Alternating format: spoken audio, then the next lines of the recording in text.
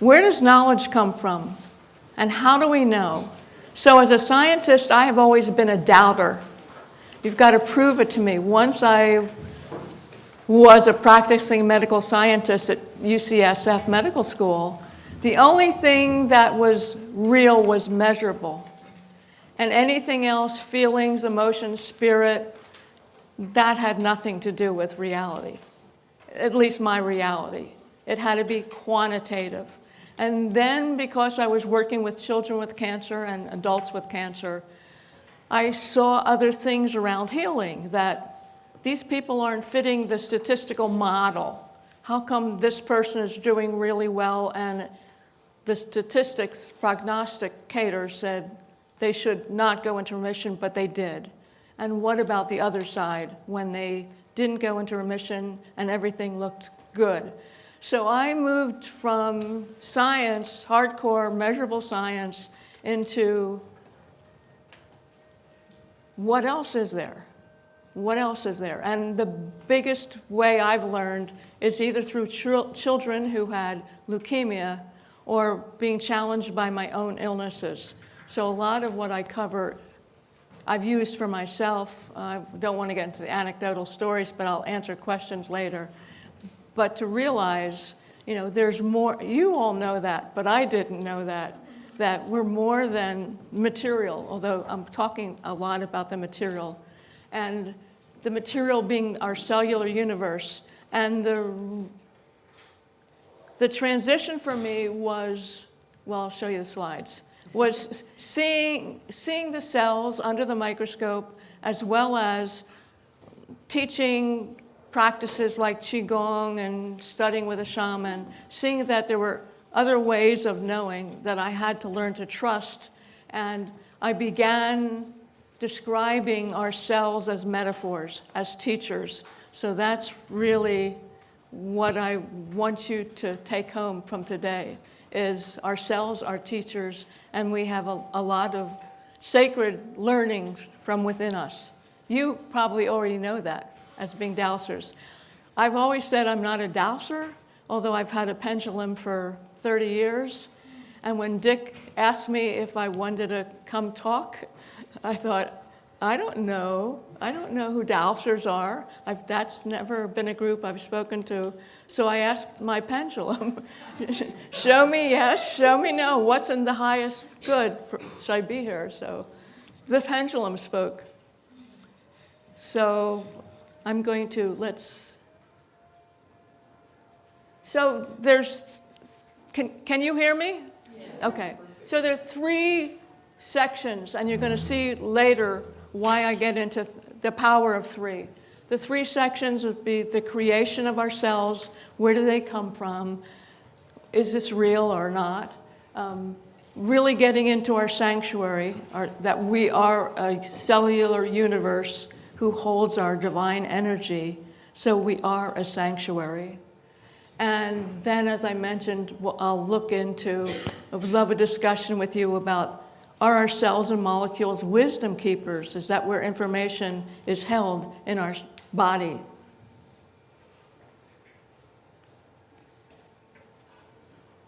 So one thing, we don't have to go any place. You know that as dowsers. I'm learning from talking to people and being in Dove's talk this morning. We don't need to go any place. All our treasures are inside. We just need to find them and also be able to believe what we're experiencing. And our discovery really comes from having new vision, new ability to be able to see with different eyes, not the linear, ego, mental perspective. So we are going to have new eyes. I hope you'll have new eyes today. So for me, my new eyes came from this microscope, which I still have. And I'm trained as a biochemist, so biochemists measure and when we do experiments, everything is objective and measurable.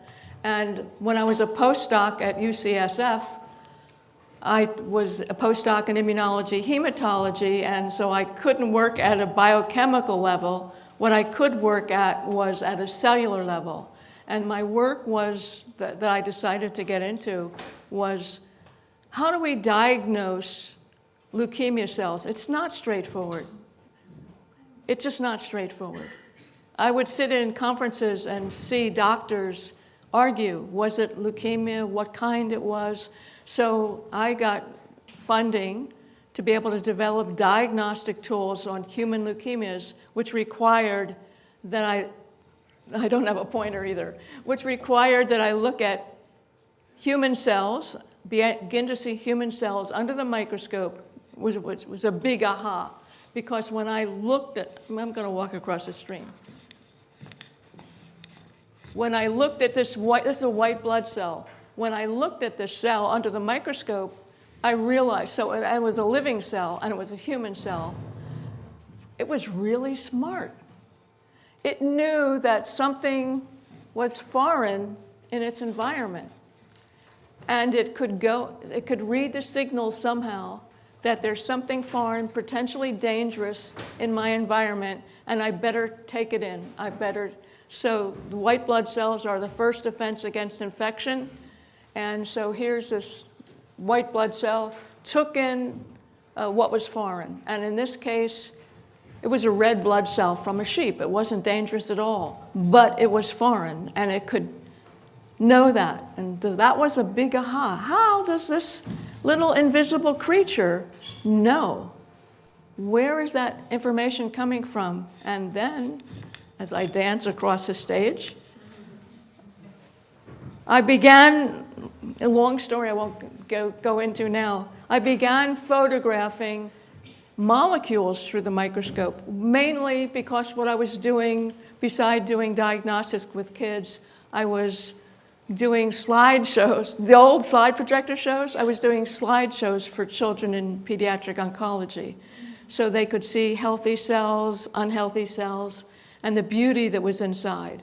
So the molecule on the top is vitamin B12. It's a pentagon, and the red color, it comes from cobalt that it holds in the center.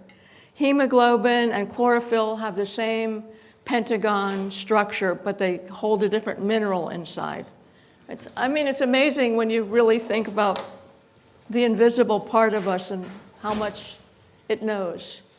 So way back when, I began using these photographs and pictures for art, but to help me understand, because way back when I studied expressive arts as part of a healing modality. Where did life come from? Where did that first cell come from? We still don't know, believe it or not. But one of my theories is, in the beginning, all we had were molecules and maybe the sacred energy. Who knows when that came in? So we had molecules. Molecules embraced each other, and so in the beginning, the first molecules that could create a cell, if you will, were hydrocarbons, like fats. And so that's creating the container. So the molecules form the container for life. And it's actually a professor here at UC Santa Cruz was the first person who ever said, life needs a place. If we don't have a container for DNA, we don't have life. And it really opened my eyes. So you're useless. Then we have the cell membrane that's formed. It creates the container. And we've got that first cell. This is a human egg, which wasn't the first cell way back then, but it's ours. And you can get an experience of the cell membrane yourself when you're making salad dressing. If you're mixing olive oil and vinegar together, you shake it, and on the top you've got a layer of the oil. That's exactly how, quote, my theory is how it happened way back when. So life needs a place, and the place I call the cell as sanctuary. And this is a diagram of a very complicated cell, but each one of our trillions of cells has that kind of complicated architecture, if you will. It's surrounded by a cell membrane, which I'm only going to be able to talk about the cell membrane and the matrix of the cell today. But you can appreciate there must be millions of biochemical activities that are going on that's keeping us alive each second. So Père Teilhard de Chardin, some of you might be familiar with his work, The Phenomenon of Man. He was a Jesuit priest as well as a biologist. And he's written some wonderful quotes. By means of the cell, the molecular world appears in person. So we are a cellular universe. And a friend, Shoshana Dubiner, is an artist who paints the cell in unique ways, and I just wanted to give you an experience of the outside of the cell membrane. The cell membrane is not rigid. In human cells, it's called a membrane. In plants, it's called plant cell walls. Humans don't have walls. We don't have walls. We don't have walls. And the membrane is very fluid, very flexible. It changes. It provides information, which I'll cover in a second. And what's also interesting about the flexibility and fluidity of the cell membrane, as the cells, so listen as for metaphor, if not for the science, as cells mature, they become more fluid and flexible. And so I always ask the question, how fluid and flexible are you? Where do you become rigid? And you'll see why that's an important question later.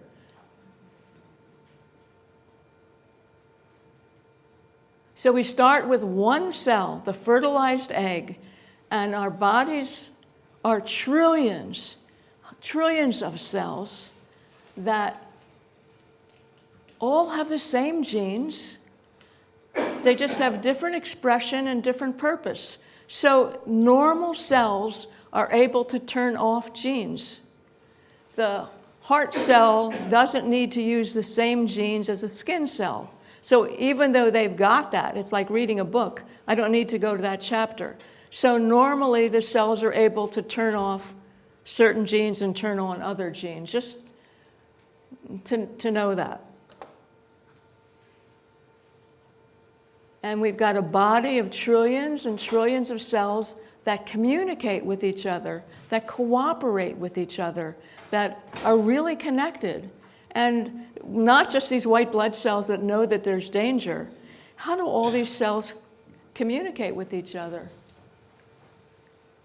Well, they have to communicate with each other because they have to say what's going on. What's going on in my foot? Who needs to send me energy? Who needs to send me the ability to make cellular energy, ATP? What's going on in my heart? Do I need to have more proteins made? And all these cells are in communication. And they're in communication with their cell phones. This is the first cell phone. How do they talk to each other? Let's see. So here, I'm going to just go back here for a minute. So the ball cells that we see here, the little projections represent receptor sites, which I'm going to go into in a minute in terms of how they work. But all cells in the body have receptor sites. They don't always have the same receptor sites for the same information. So receptor sites are like our antenna on their cells. What can I pick up? So the receptor sites on the bottom is a diagram of a cell membrane, and the receptor sites are these different protrusions coming out of the cell membrane. And you can see they're different shapes. So the body works, well, biology works by shape, identity of shape. So cells, well, I'll show you the next slide. So on the left is a photomicrograph of adrenaline. So adrenaline can only land on receptors that can identify. So first, the cell has to be able to recognize, oh God.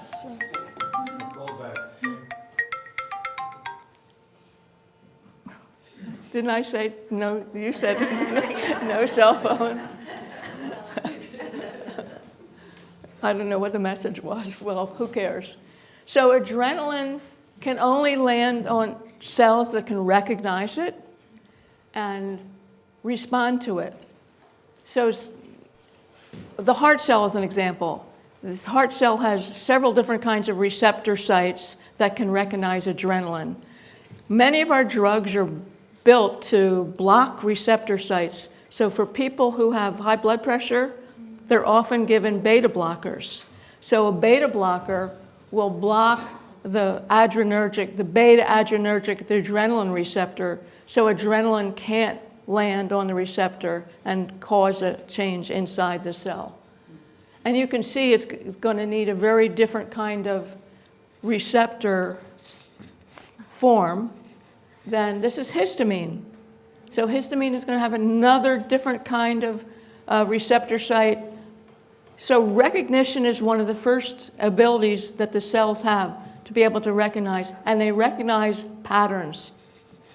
They'll recognize molecular patterns of information. So we've got this cell. We've got these receptors on the cell. How am I feeling? Am I feeling angry that I didn't turn off my cell phone? Are we feeling fearful, stressed, peaceful?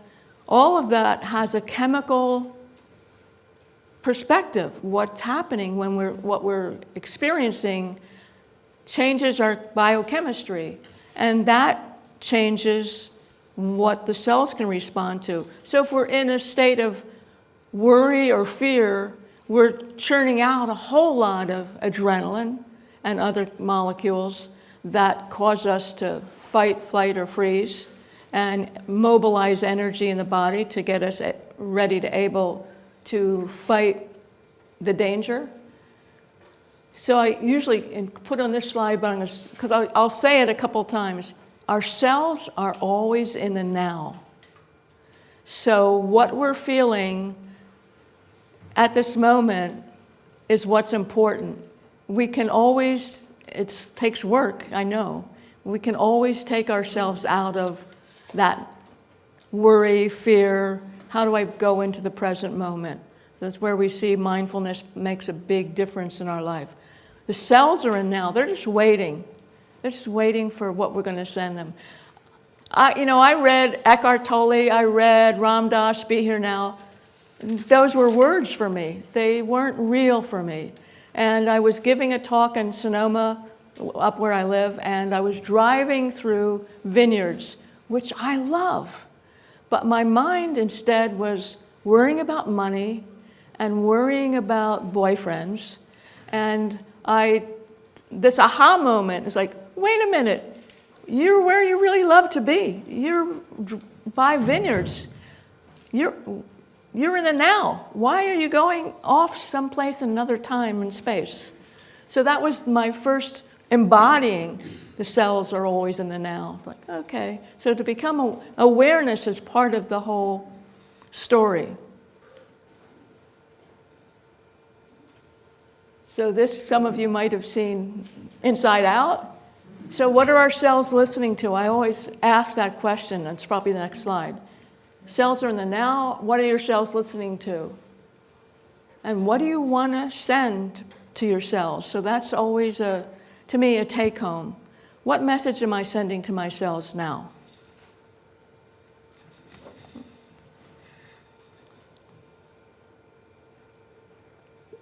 My cells were thirsty. So we've got this information coming in from outside.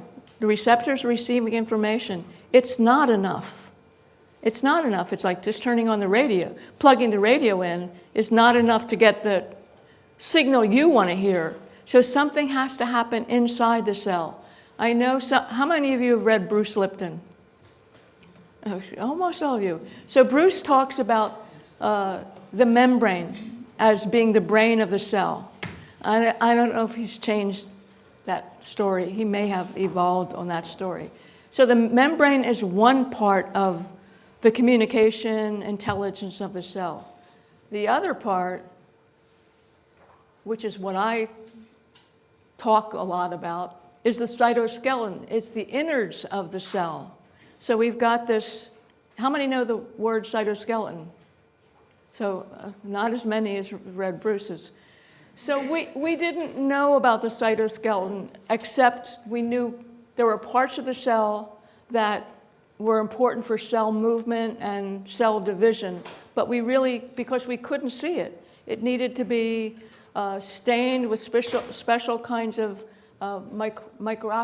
microscopy techniques, and that would usually destroy the cytoskeleton. So it was, most of us learned, I know I did, when I learned about cells, there was the cell membrane, there was the nucleus, and the rest was like jello or watery environment. Like, well, no, we're strings. There's this whole incredible matrix that connects with the receptors.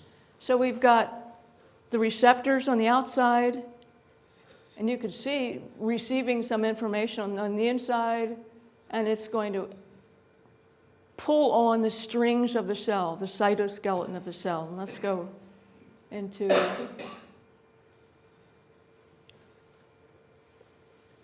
Sometimes, you have groundbreaking experiences when you learn or when you're on the path to learn something.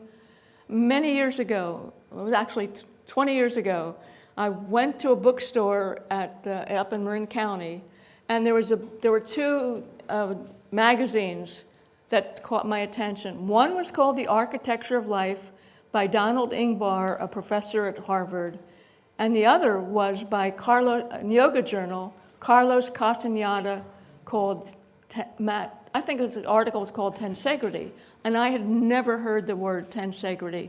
Have you, how many of you? Spell it, tensegrity? Tensegrity. Doesn't Bucky Fuller talk about that? That was his term. Mr. Fuller's term is tensegrity. So tensegrity is about the ability of a structure to maintain its integrity by balancing the forces inside and out. And what Ingbar showed, in fact, beyond that, one, that this matrix, the cytoskeleton, was a tensegrity structure, but even more important from my perspective, he showed that we put cells in a petri dish. In order for cells to grow in the laboratory, they need to be attached, and they stretch out. And so when they stretch out, they're sending out one genetic message: reproduce, fill the space. And the example is if you get a cut, the cells need to fill that space. So the cells at this level of tension, stretched out, are reproducing. And then in the dish, when the dish is almost full, then I think cells are altruistic. Some let go of a little bit of their attachments and their tension, and a whole new gene is expressed, maturity. And an example is if we have a viral infection, the lymphocytes, the white blood cells, need to reproduce to be able to recognize that particular virus.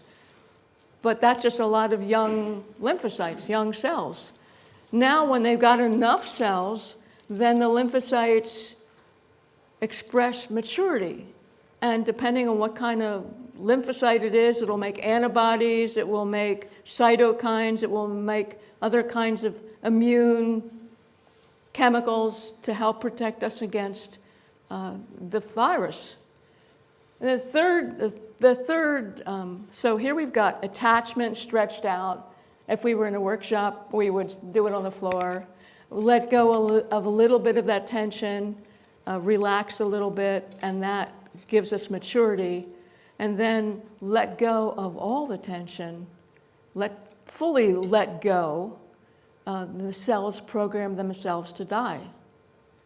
So also part of our normal inheritance, if you will, cells have the ability to program themselves to die. And in the cancer story, we understand that at least 50% of human cancers, they've lost the ability to program cell death. So programmed cell death is an essential component, and I believe we can make that happen inside maybe with dowsing. I've never tried it. Certainly with imagery and other ways of probably supplements as well, who knows. So changing shape is essential for recognition of information and for being able to transmit the information. And I used to call the cytoskeleton the shapeshifter because it does change what it's able to do. And part of it relates to, you should put your hand, if you're not writing, if you put your palms up, and maybe this has a relationship in dowsing, if you put your palms up, you take in information more easily. So that's a test for you, if you're reading something difficult, palms up and palms down, and just to test it, you'll learn, well, I won't tell you what you'll learn, but maybe you will discover that it's easier to take in information palms up. So the middle image with the 3 women comes from Carlos Castañeda's Magical Passes. And he was calling, these practices came from ancient sorcerers in Mexico, and he claimed that they could shift their energy and shift consciousness. And anybody ever practiced Magical Passes? It's kind of like Qigong and yoga. It's a very stretched out, very aggressive form of movement. But it was movement changing the posture of the body, changing the energy. And if we think about changing the posture of the body, we're also changing all the tissues in the body when we're doing that. And another doorway in was from Felicitas Goodman, was a anthropologist, and she was really interested in pre-Columbian art. And so she was curious because she noticed that pre-Columbian art, sculpture, they had specific postures. So she worked with her anthropology graduate students. Let's practice taking one of these postures for a half hour and see if our consciousness and awareness changes. Well, it did. So you can practice that. I'm sure from the dowsing perspective, you know a lot more about that. And if we see Buddha, we know from yoga there's mudras. We're changing our postures. So it's recognizing that even gestures can help us change what's going on in our body. I know I used to think it was always in the mind and the brain. If only I stopped thinking about money or boyfriends, well, maybe I can just twitch a finger or something.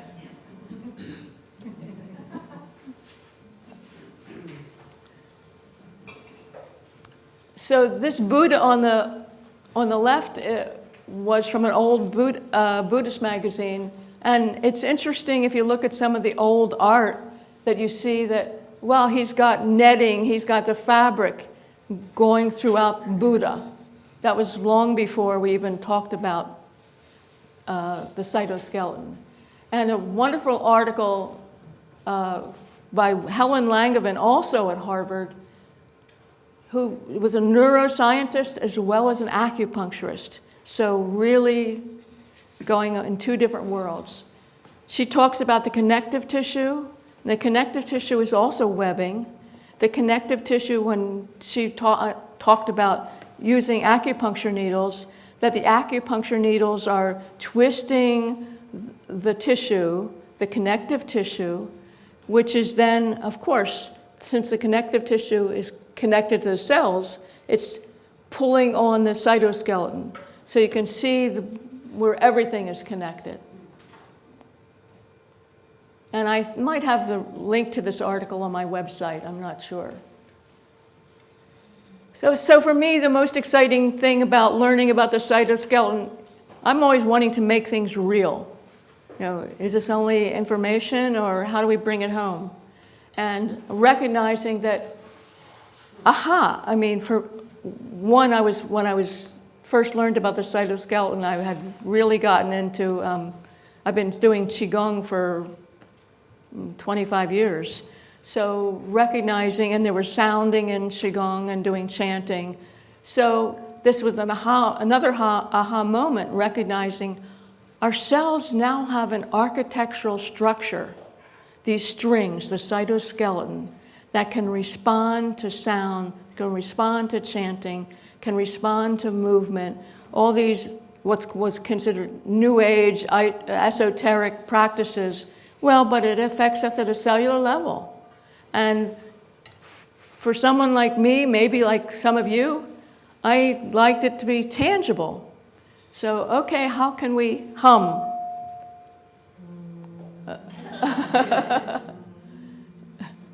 You get a chance to do that in a minute. 'Cause I want to give you the little bit of data on humming. So our cells respond, the strings are vibrating, right? So the cells are responding to anything that vibrates and setting up vibration, which influences neighboring cells. So way back when, before I knew about the cytoskeleton, I was doing a support group for women with chronic fatigue.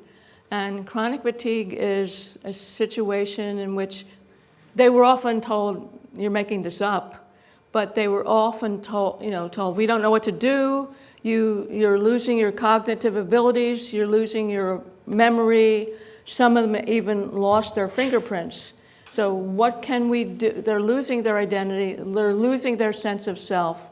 And I looked into, well, what would help improve memory? Well, sound, the parietal part of the brain.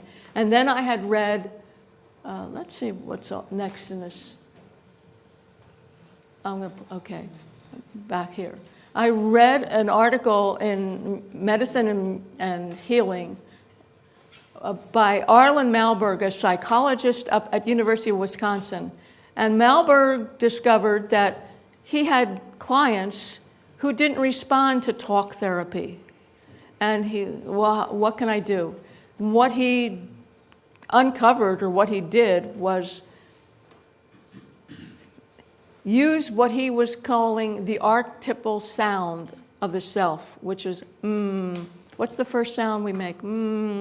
What's mama? It is one of the first words babies make. So he had his clients or patients imagine the sound M for 15 or 20 minutes, and then make the sound for 15 or 20 minutes for a couple months. And many of them recovered their sense of self. So I was teaching that before I understood the strings of cells, just because these women were desperate. They had been really high achievers, and now they lost their life, basically. And then, very recently, how many of you know Jonathan Goldman's work with sound?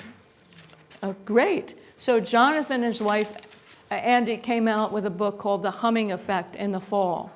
And in The Humming Effect, Jonathan talks about other research around humming, around making the sound coming from either or just And what they showed, what the research showed was humming for even a couple minutes, 5 minutes a day, reduces the stress hormones, reduces blood pressure, increases nitric oxide, which increases the ability of our blood vessels to relax, increases endorphins, which lowers our pain, increases oxygen in our cells, which help our cells make ATP, our energy molecule, and improves lymphatic circulation. So all these benefits. And I taught my first online course a couple of months ago. And because this book had just come out, I was really, you got to try humming, because I did coaching with the course, and saw from many of these students that of all the practices I teach, humming was the one that made the difference. One was a woman who was a nurse who was an energy healer who couldn't quiet her mind. She was multitasking all the time, even though she didn't want to. And nothing she tried worked. And in the coaching session, she said, wow, a few minutes after doing humming, my mind comes into an alignment. It quiets. So I invite you to definitely try it if you're not doing something like that anyway.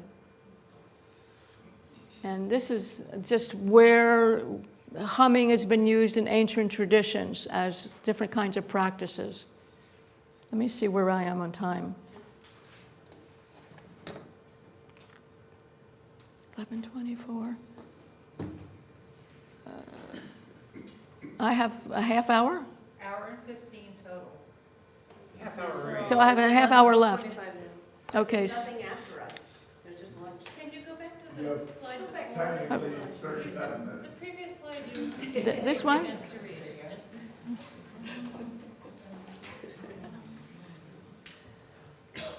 You could buy my book out there that's got this in it. That's a good sense. A shameless plug.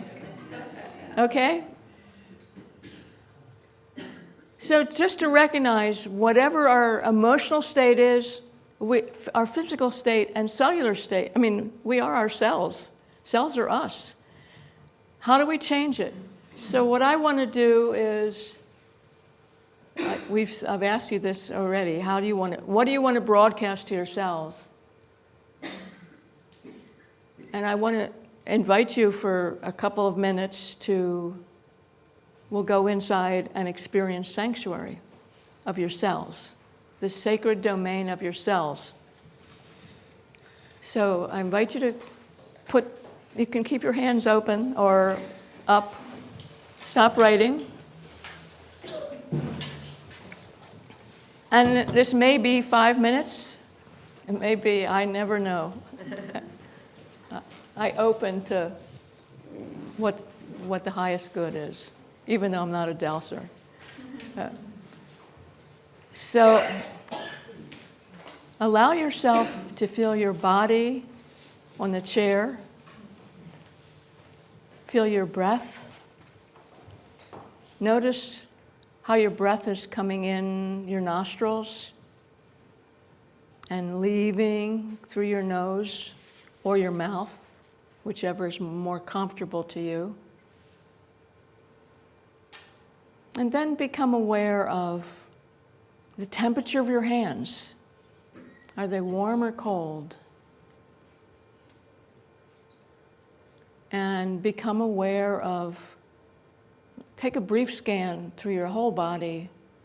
Is there any place that you feel tension? And just be an awareness. It's not a judgment. Just be an awareness. And then breathe into the place that feels like your center. Again, there's not a right or wrong. It could be your heart, it could be your belly, it could be your head. Just breathe into that place. You're feeling your center. And then breathe to the place that feels like the outside of you. Do you end at your skin? Are you beyond your skin? Again, no right or wrong, just an awareness. Healing happens with an awareness.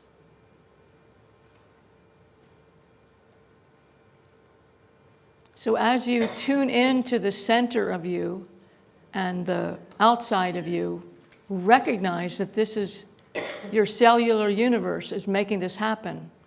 Trillions of cells are engaged in breathing you, in holding you, and holding your energy. And before we get to our cellular hum, take a couple moments to thank your cells. Have you thanked your cells today? Thank your cells for holding you, for creating you. Do the butterfly hug. I just saw somebody do that. Let your cells know that you're great. I often teach this class called Romancing Your Cells. I really want you to fall in love with these invisible creatures that are us. So take a moment to thank them for all they're doing for you without you having to do anything except be in the now.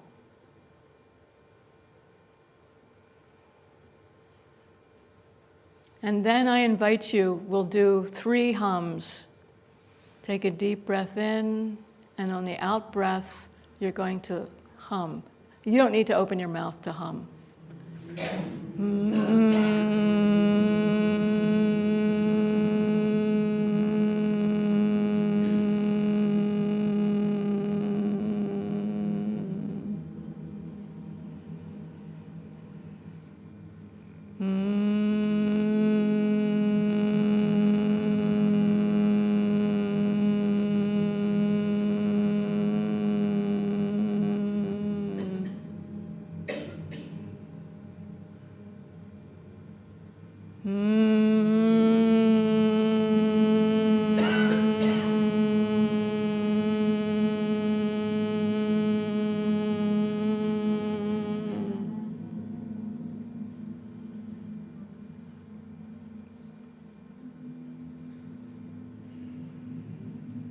And just take a moment to be with the silence, or it may not be silence that you hear inside. Be aware of all of you. And then when you're ready, slowly open your eyes and look around, and you see all these other cellular universes in the room with you. We're no different under our skin. Nothing's working.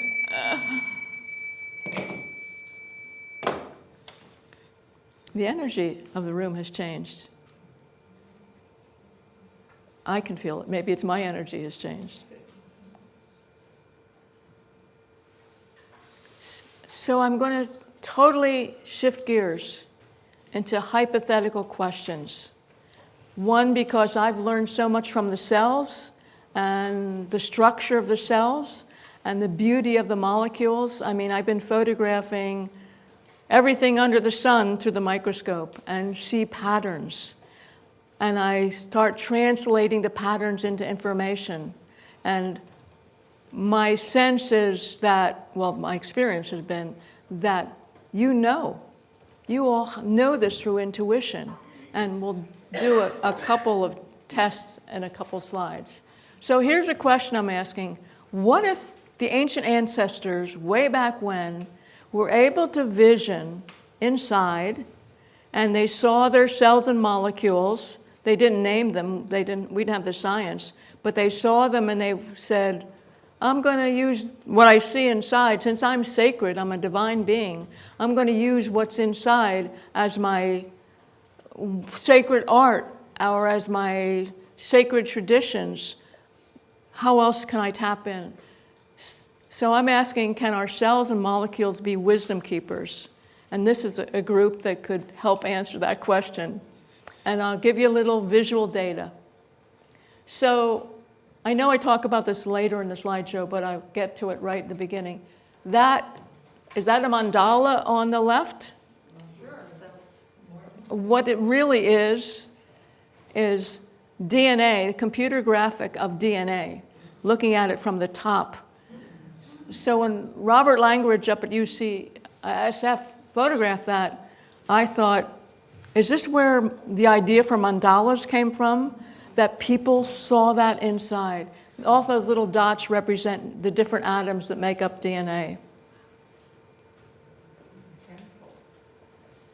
So what I'm asking you to is engage your imagination, and I guess I'm in the right group to be able to engage your opening to your own wisdom. And where does it come from? Maybe you all accepted it and trusted it from the beginning, where you get information.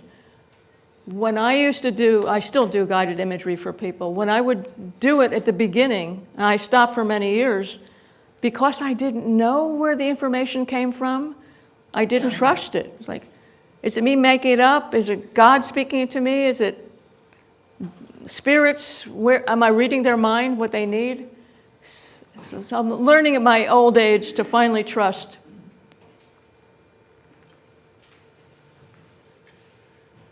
So are there symbols? Are there sacred symbols in ourselves as we get into understanding ourselves? And what I want to do is give you 3 important, what I'm calling principles of design that are universal. So one of the principles of design is molecular complementarity, which sounds like a big complicated word, but basically it says the way we work biologically is that molecules have to embrace, molecules have to recognize. There's divine partnerships.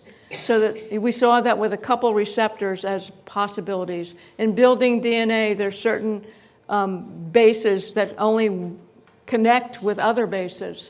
So complementarity is an important way how we work at a biological level.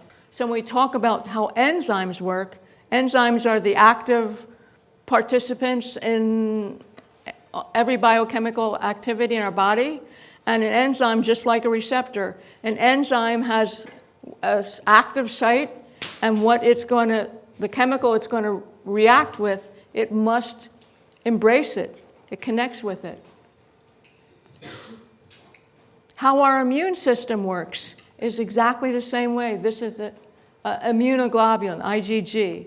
And immunoglobulin recognizes specific antigens, specific kinds of molecules by the same phenomenon, by this molecular complementarity, divine partnership. I don't know if I have that in the handout or not. And then, as I mentioned about tensegrity, Buckminster Fuller coined the term tensegrity, and he built the geodesic dome, was the first human-made tensegrity structure. Our cells are tensegrity structure. Spider web is a tensegrity structure. Our galaxies are tensegrity structures. Atoms are. So you think about an atom has to maintain the forces inside and outside, and there's all this spinning going on to maintain the integrity of that atom. And then I go off a little bit. You probably will have some information on the threesome. What I became aware of, and again, it's conjecture, so maybe someday somebody will prove it, that the triad, the threesome, is another important part of biology and divinity. So we see on the, let's see what, so the I Ching is made up of trigrams, so this kind of translates into other systems. And on the right hand, all those triangles, that's part of a red cell structure, red blood cell structure. And then, of course, we got the geodesic dome. So I know I went a little off on this, but I thought it was really interesting. How can we make it practical? So the design principle in biology of the triad or the threesome, the genetic code, we have 4 possible letters, but 3 letters are the code. So at our very essence, we're a trigram, if you will. When we develop embryologically, we're 3 layers. That's not an argument. We're the ectoderm, endoderm, and mesoderm. So each layer relating to it develops into a different part of our body. And then at 3 weeks, our brain is in 3 segments. The blood circulation begins, the heart begins, the brain network. So the networking abilities are developed by 3 weeks in this triune brain. Is that an accident? Or, I mean, we're the 3rd planet from the sun. Is it? I don't know. Scientists can sometimes go out there. And then when we look at theology and cosmologies, we see that the Christian church, Christian dogma, the Trinity, Father, Son, Holy Spirit. In the Jewish tradition, it's 3 faces of God, or Yahweh, Shekinah, Ruach, the breath of God. Then we have in the Hindu tradition, the Trimurti, the Brahma, Vishnu, and Shiva. So those are all well-known traditions that use, whether we call it Trinity or Triad, the trio. In Buddhism, they're the 3 jewels in Buddhism, the Tiratana, Buddha, Dharma, and Sangha. So you'll begin to see that 3 is a completion. We don't just have we don't say learn the ABs or count 1, 2, 3, 4. Just, you will look at how culture.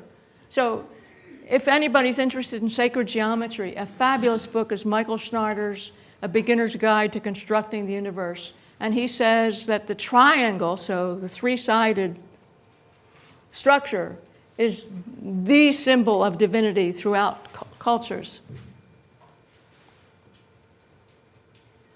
And here we've got the Sri Yantra is built of triangles, and it's considered in Sanskrit what the Sri Yantra means is the symbol of all creation. Where did they come up with that idea? Was it inside? And so since one of the ideas is we get creation with the threesome, and we get completion with the threesome, it's the balancing the polarities. I want to give you, I have too many triangles on here. Well, we can't forget culture. all the threesomes, 3 little piggies, hip hip hooray, 3 wishes. So what I've started teaching, although I wrote about this in the book, I never did it. And my teacher always said, if you're not doing what you're talking about or writing about, you're just talking about it. You haven't accessed it. So I know in the book and in the handout I talk about, can we use the 3s for our own making change, for changing habit or bringing in something we want? And it's interesting, I don't know if anybody was in the earlier talk by Dove, where he talks about the I am. No. Where? Come on. And can we use the I am now through pseudoscience? I don't know what I call it. So how I used it, and I'm using it, is I do 3 gestures. I'm open, so something you could try, because we're all experiments. I'm with your palms facing heaven. I'm opening to receive love, inner peace, abundance, whatever your word is. I'm open to receive that. Bend down. I'm going to lose everything. And touch the earth. I'm supported by Mother Earth to receive, to open. And I am or I have inner peace, love, abundance. And I do that 3 times, and then 3 times a day for 3 days or 9 days, some sequence. And when I was teaching this in the online course, by the 6th day, I decided to add love to it. I was opening to inner peace and abundance. And the 6th day I added love. And what was synchronistic was an old lover contacted me who I hadn't heard from in a year. So I was like, okay, does this really work? I'm going to ask for very specific things. So I'm inviting you to really test it out, because we're all the experiments. We don't need data, but to see, am I open? So how much time do I have left?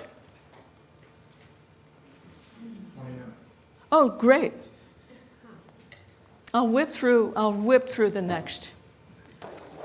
So do our molecules, the question is, are our molecules more than chemistry? And so some of you are shaking, and do they have something to tell us?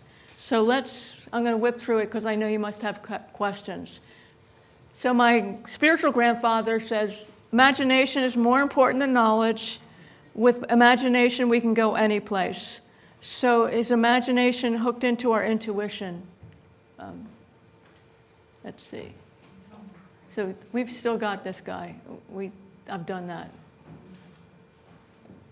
You have no idea. I've taught this material, other than this end part, for years, and I'm always editing the PowerPoint, including last night. So we've got one of the places where I really saw about people's intuition, 3 tastes. These are molecules of taste through the microscope. One is sweet, one is sour, and one is bitter. So how many people think the picture on the right is sweet? How many think it's sour? How many people think it's bitter? You guys are undecided. I'll ask you another one. One, I don't like your answers. How many think the picture on the bottom is sour? How many think it's sweet? How many think it's bitter? You guys got it. Ding, ding, ding. Ding, ding, ding, ding. So generally about 75% of people recognize bitter from its picture. Now, how could that be possible? Because it has an essence of what you would think bitter would do. Things look like what they do. And on the left is sour, Sour, yeah. rice vinegar. On the right is sugar, sweet. So here, sweet is rounded. So because I've worked in the wine industry, one of the questions is always about language. How do we label things? How do we know things? And if we're talking about sweet things, it's always rounded or soft, even outside the wine industry. Are these pictures dark field microscope or just regular? Are these what in the microscope? Dark field. Are they dark field? No, it's the microscope is a polarizing microscope. So the shapes are what the molecules will make. The polarizers are prisms. So the prisms break the light into color. So basically I'm painting them with the color, with light. So the shape is theirs, but the definition comes from how the prisms shine on the molecule. So that we have 5 tastes that we basically recognize. The 2 pleasure tastes are what's called sweet and savory, and they have very similar forms, kind of rounded. Savory is nitrogen. So beyond what I would call my woo-woo, sweet tells our cells that it's a source for energy, source for making energy. Savory tells our cells that it's a source of nitrogen. This is sour, malic acid. So acids are all sour, and they're all angular and sharp. And if we think about our language again, things that are sour are sharp cutting. Malic acid is unripe grapes, unripe apples. And then here we've got caffeine.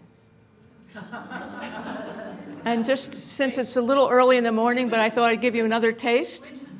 What What did you skip? This is a white wine. I'm not going to ask you what kind. Sauvignon Blanc, a very angular white wine. One I did not like, but the winemaker did. But it's a beautiful image.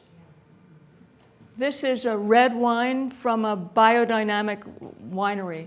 And biodynamics use a lot of spiritual information in their farming. And it was the first time I saw a heart. So I went, aha. Is it because they love their land that the wine expressed a heart? And I've seen hearts in many biodynamic red wines and not in others. So are they influencing the energy? What was caffeine? Caffeine? You skipped over caffeine. It was the bitter image. Oh, it was the What? bitter image. Yeah, it was the same as the bitter. You want caffeine again? Yes. Yes, let that be a lesson. Let that be. Yeah, well, I've gotten off caffeine, but I don't know from the picture. Pretty much off it. They look like what they do. Sauvignon Blanc, Well, I'm going to start Saint Bessie. And this was a very gentle white wine, very balanced. The winemaker was considered one of the angel winemakers, one of the first women winemakers in Napa. And it's actually wine Rorschach. What will it tell you? What's your recommendations at the end here? Can you send those notes? We'll do a tasting test next time, maybe tonight, yeah. So this is even more far out for me, because taste is, we can experience taste. Many years ago, God, 30, 40, I was living in Bolinas, if any of you know that town, and people asked me to photograph minerals related to astrology. And I'm still a scientist at UCSF, and I said, what? No way. But if you know, because they were using cell salts, which are homeopathic expressions of minerals. I said, if you get me the pure minerals, not homeopathic preparations, I'll photograph them because I can use them for my presentations with kids. So at the end of doing the photography, since I'm always categorizing things, I saw 4 shapes among the minerals. And I asked myself, was there any 4 quality in astrology? The 4 elements. So one of these is water, fire, air, and earth. So your own intuition. Can we take a vote? Let's try it, because I've never done this. How many think the bottom one is air? How many think the bottom one is earth? When you say bottom, right or left? Left. On the left, so, thank you. Earth. How many think it's water? How many think it's fire? Think of them as symbols of the physical state. So the bottom is earth. The right is air element. The top one is top right is a hexagon, it's fire. And by the way, in creation stories, we don't get creation until we have warmth and fire. And at the molecular level, we don't get creation until we have 6-sided molecules, just for a little bit of information that does come from reality. And then upper left, that's water, all the water minerals. So that blew my mind, obviously. Like, how is this possible that occult information is coming through the microscope? And I fought it for a lot of years. And I'll give you just a brief, in case you want to know who you are at a molecular level. So these are the earth minerals. Top one's Capricorn, my side, Capricorn, Virgo, Taurus. All rounded, accumulating molecules. Air signs. Left one, Gemini. Right one, Aquarius. Middle one, Libra.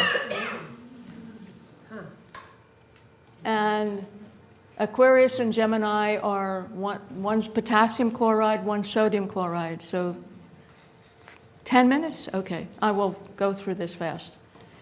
Water signs, Pisces, Cancer, Scorpio. Well, we can ask questions after we're recorded. So water signs, Pisces, Cancer, where the sun is right now, Scorpio.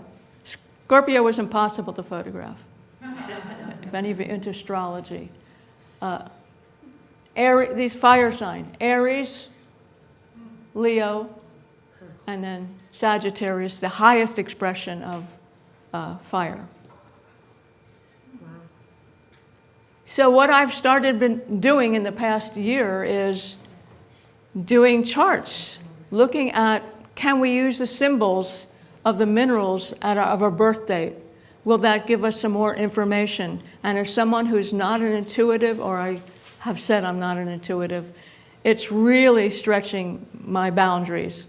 But I'm seeing that people that I've done the readings for are really getting, oh, you're telling me something that I intuited or that I sensed or more information that I didn't know. So I'm grateful that this strange form came through the microscope, although I have fought it for 40 years. It's time, when you hit 77, you can say almost anything. So another quote from my dear friend Albert. We cannot but be in awe when we contemplate the mysteries of eternity, of the marvelous structure of our reality. It is enough if one tries to merely comprehend a little of this mystery every day. Don't lose your holy curiosity. So all of this is coming from curiosity. What does this mean? Some of you might be familiar with I can't remember his name, Alex Gray. Gray, thank you. So how do we tune in? We have all this information, and I know I've probably overloaded you with information. Connect with yourselves, find a way to do that, however you do it. Recognize their holiness. Recognize your holiness.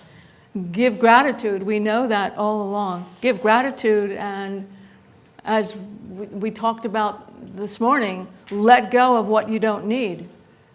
Take time to hum and know that everything is an inside job.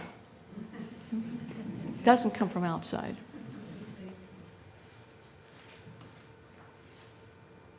So some simple ways of continuing to let go. And I think this will be the last slide. Let me see where it is. No, this will be the last slide. So every cell is a sanctuary. You've got trillions of them. How are you going to recognize and maintain and nurture your own sanctuary? And I'll open to questions.